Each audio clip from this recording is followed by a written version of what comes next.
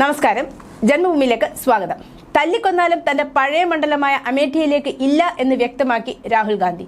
സോണിയാഗാന്ധിയുടെ മണ്ഡലമായ റായ്ബറേലിയിൽ മത്സരിക്കാം എന്ന് രാഹുൽ തീരുമാനിച്ചതായാണ് പുറത്തുവരുന്ന വിവരം. കോൺഗ്രസിന്റെ ഇന്ത്യയിലെ ഏറ്റവും സമുന്നതനായ നേതാവ് ഒരു പോരാട്ടത്തിന് പോലും നിൽക്കാതെ അമേഠിയിൽ നിന്ന് പേടിച്ച് ഒളിച്ചോടുന്ന മനോഹരമായ കാഴ്ചയാണ് ഇതോടുകൂടി കാണാൻ കഴിയുന്നത്.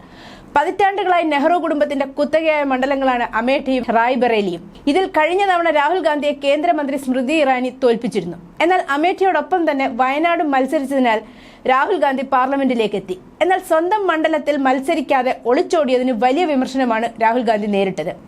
എങ്ങനെയെങ്കിലും താങ്കൾ അമേഠിയിൽ മത്സരിക്കണം എന്നാവശ്യപ്പെട്ടുകൊണ്ട് രാഹുൽ ഗാന്ധിയുടെ പുറകെ നടക്കുകയാണ് കോൺഗ്രസിന്റെ പ്രധാന നേതാവ് തന്നെ സ്വന്തം മണ്ഡലത്തിൽ നിന്നും ഒളിച്ചോടുന്നു എന്ന പ്രചാരണം BJP വ്യാപകമായി നടത്തുന്നത് കോൺഗ്രസ് പാർട്ടിക്ക് ക്ഷീണമുണ്ടാക്കുന്നുണ്ട്.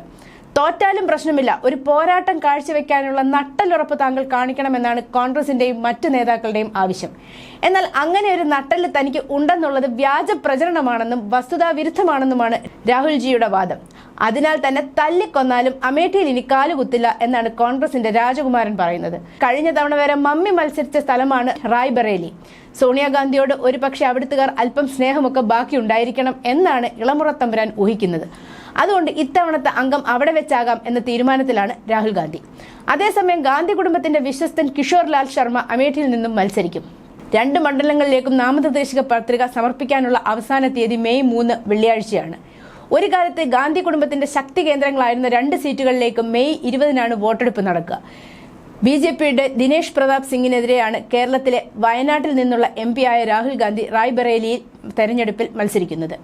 2004, 2009, 2014 വർഷങ്ങളിൽ രാഹുൽ ഗാന്ധി 3 തവണ ലോക്സഭയിൽ അമേഠി മണ്ഡലത്തെ പ്രതിനിധീകരിച്ചു. എന്നാൽ 2019-ൽ BJPയുടെ സ്മൃതി ഇറാനിയോട് ദയനീയമായി പരാജയപ്പെട്ടു.